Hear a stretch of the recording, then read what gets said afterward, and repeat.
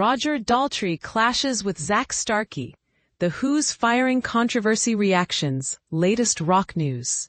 Roger Daltrey of The Who has responded strongly to Zak Starkey's comments, which he described as incredibly upsetting, following Starkey's dismissal from the band. Starkey, the son of the iconic Beatles drummer Ringo Starr, did not take his firing lightly after nearly 3 decades with the legendary rock group.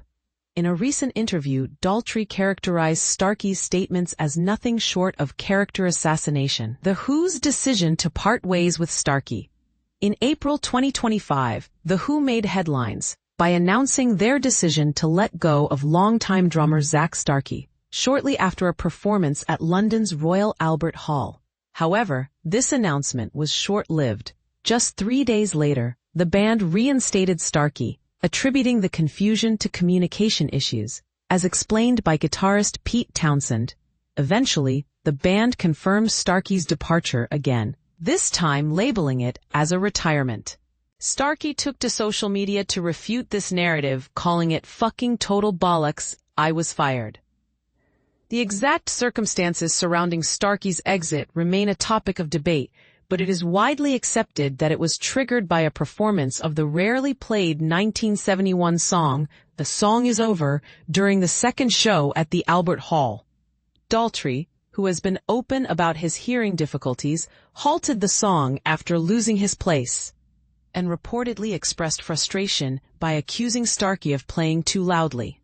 However, Starkey has a different perspective on the incident.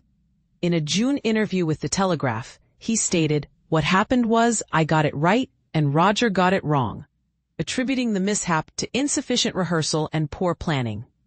Daltrey's response to Starkey's claims.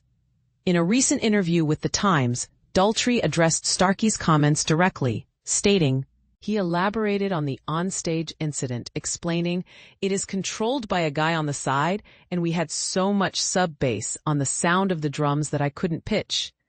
I was pointing to the bass drum and screaming at Starkey because it was like flying a plane without seeing the horizon.